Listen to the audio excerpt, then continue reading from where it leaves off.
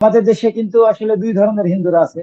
এক ধরনের হিন্দু আছে যারা এই বাংলাদেশকে ভালোবাসে, এই বাংলাদেশে যারা এই দেশটাকে নিজের দেশ মনে করে। আর এক ধরনের হিন্দু আছে যারা, যাদের টাকা পয়সা আছে, তারা আসলে ভারত কেন্দ্রিক, এবং এরা ভারতে অনেকের নাগরিকত্ব নেওয়া আছে, অনেকের বাড়ি ঘর আছে, অনেক কিছুই আছে।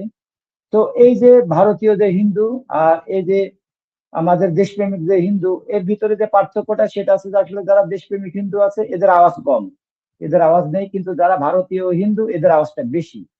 তো 2024-এর পর থেকে এই ভারতীয় হিন্দুদের আওয়াজটা আমরা বেশি শুনতে পাচ্ছি। আমার জন্ম 1979 সালে।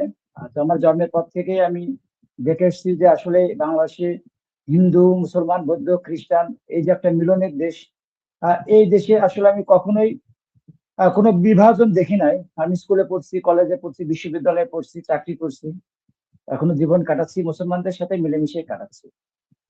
বেসিক্যালি এখানে আমাদের যে জিনিসটি এখানে আমাদের খুঁজে বের করতে হবে সেটি আছে আসলে এই যে আপনার 2024-এর পরে এই যে ভারতের মিডিয়া যে হিন্দু নির্যাতনের যে গুজব, এই গুজবের সাথে আসলে এর একটা সম্পৃক্ততা আছে বলে আমি মনে করি।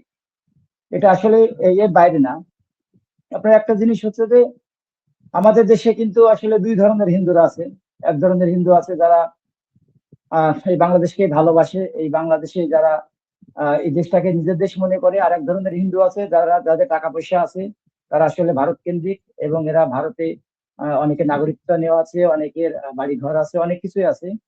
তো এই যে ভারতীয় যে হিন্দু আর এই যে আমাদের দেশপ্রেমিক যে হিন্দু, এর ভিতরে যে পার্থক্যটা সেটা আছে যে আসলে যারা দেশপ্রেমিক হিন্দু আছে এদের আওয়াজ কম, এদের আওয়াজ নেই, কিন্তু যারা ভারতীয় হিন্দু এদের আওয়াজটা বেশি।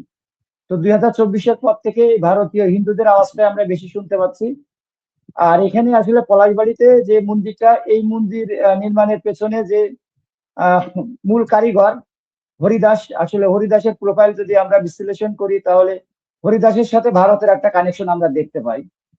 আর এই হরিদাস এ ভারতেই ছিল, সেই ভারত থেকে সে ওখানে লেখাপড়া, ওখানে সে একটা কারিগরি শিক্ষা নিছে, তার পরিপ্রেক্ষিতে বাংলাদেশে আসছে, এখানে সে উত্তরাতে ছিল।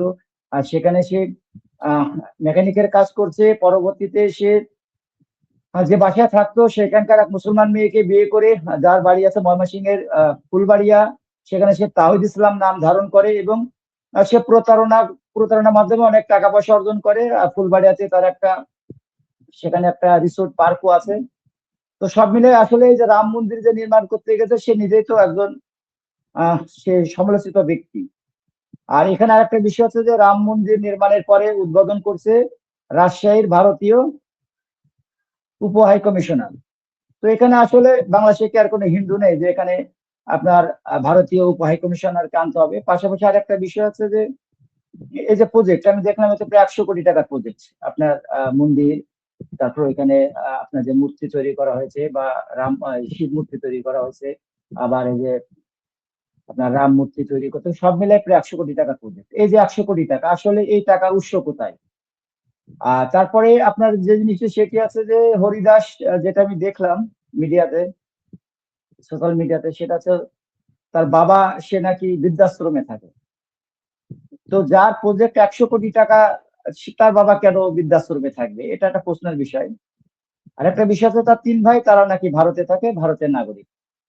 তো এই যে হরিদাসের ভারত সম্পৃক্ততা, পাশাপাশি আর একটা বিষয় আছে, সেটা হচ্ছে যে ভারতের থেকে ভারতের যারা আপনার ইউটিউবার আছে ভারতের, আমি পত্রিকাতেও দেখলাম একটা প্রতিবেদনে যে ভারতের সরকারি পর্যায় থেকে তাদের চিকেন নেককে রক্ষা করার জন্য রংপুর বিভাগটা তাদের দরকার, এরকম কথাবার্তা আসছে।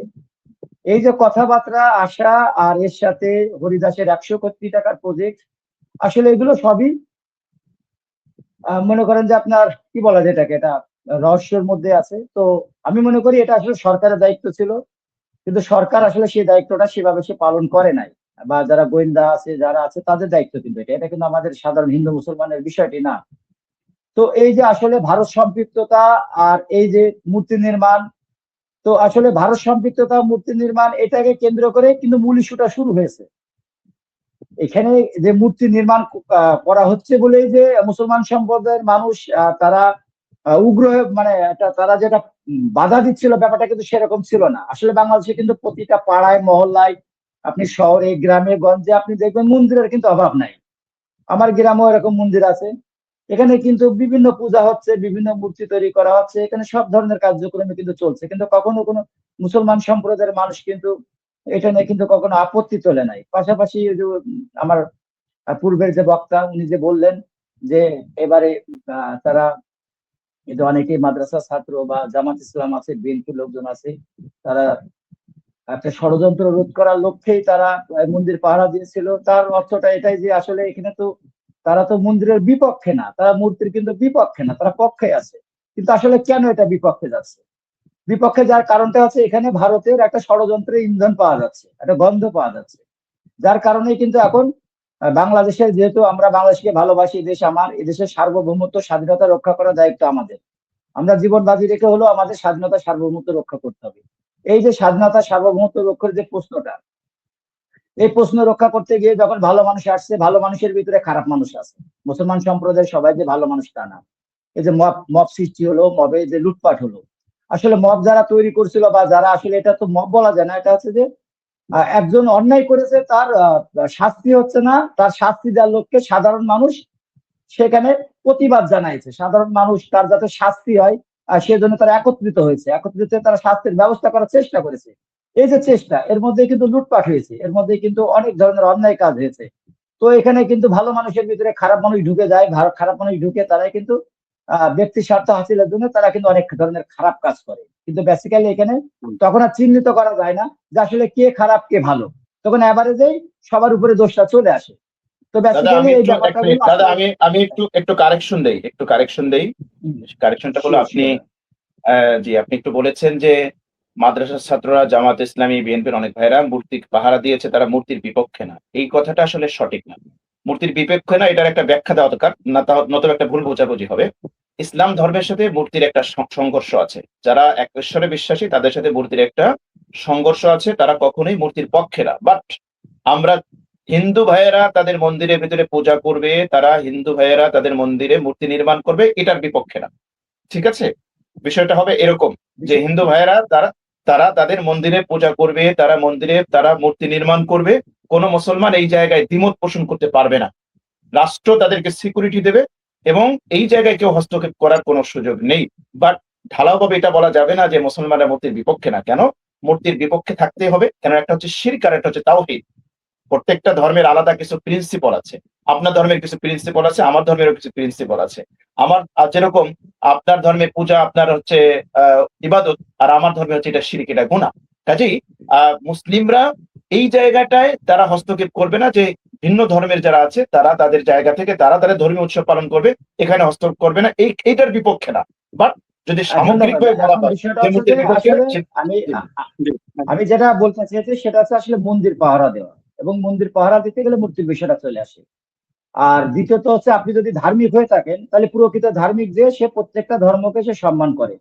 আর আপনি যদি আপনার ধর্মটাকে যদি সম্মান করেন তাহলে অন্য ধর্মটাকে যদি আপনি সম্মান করেন তাহলে আপনার যেরকম নবীজি উনি কি করেছেন, ওনাকে যখন যারা ইহুদিরা তারা উনাকে পাথর মেরেছে, পাথর মেরে ওনার শরীর রক্তাক্ত করেছে, উনি তখন ফরিয়াদ করেছেন দোয়াত তুলে যে আল্লাহ তুমি এদেরকে বিবেক দাও, আর তুমি এদেরকে সঠিক পথে নিয়ে আসো। তার আলোকে কিন্তু অনেক বিধর্মী লোকজনও কিন্তু ইসলাম ধর্ম গ্রহণ করেছে।